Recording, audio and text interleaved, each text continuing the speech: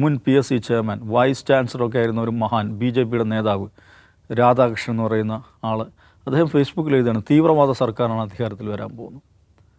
നോക്കൂ, ഒരു പോപ്പുലർ മാൻഡേറ്റിലൂടെ തിരഞ്ഞെടുക്കപ്പെട്ട ഒരു സർക്കാർ അധികാരത്തിൽ വരാൻ പോകുമ്പോൾ ഭരണഘടനാ പദവിയിലിരുന്ന ഒരു മനുഷ്യൻ അദ്ദേഹം നടത്തുന്ന പ്രസ്താവനയാണ്, ഇത് തീവ്രവാദ സർക്കാരാണ് ഇവിടെ അധികാരത്തിൽ വരാൻ പോകുന്നത്. ഇത് എന്താണ്, സാമൂഹിക കാലുഷ്യമുണ്ടാക്കാൻ ലക്ഷ്യം വെച്ചിട്ടുള്ള ബോധപൂർവമായ നിയമ നടപടികൾ എടുക്കേണ്ട ഗുരുതരമായ ക്രിമിനൽ ഒഫൻസാണത്.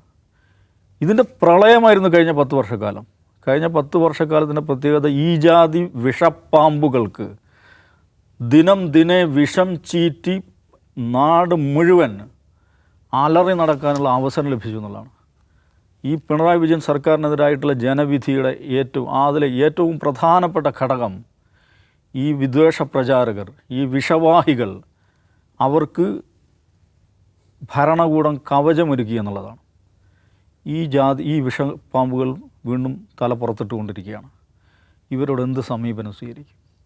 പോലീസ് അതിനോട് സ്വമേധയാ കേസെടുക്കേണ്ട കാര്യങ്ങളാൽ പോലും പോലീസ് ഇതൊന്നും ചെയ്യില്ല. കാരണം പോലീസ് എന്ന് പറയുന്നത് ബൈ ഡിഫോൾട്ട് ഇതിനോട് അക്കമഡേറ്റീവാണ്.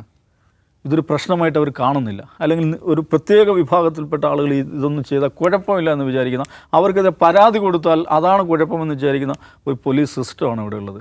അങ്ങനെ വളർത്തപ്പെട്ട, അങ്ങനെ ട്രെയിൻ ചെയ്യപ്പെട്ട ആ ഒരു സോഫ്റ്റ്വെയർ കൊണ്ട് നടക്കുന്ന ഒരു പോലീസ് സംവിധാനമാണുള്ളത്.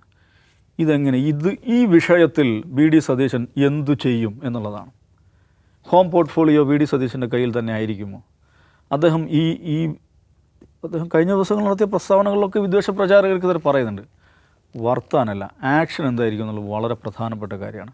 അതാ X or Y, ആരാണ് ഈ ആഭ്യന്തര വകുപ്പ് കൈകാര്യം ചെയ്യുന്നത്, ആരായിരിക്കട്ടെ, പിണറായി വിജയനെതിരായിട്ടുള്ള ജനവിധിയിലെ ഏറ്റവും പ്രധാനപ്പെട്ട ഒരു ഘടകം ഇതാണ്.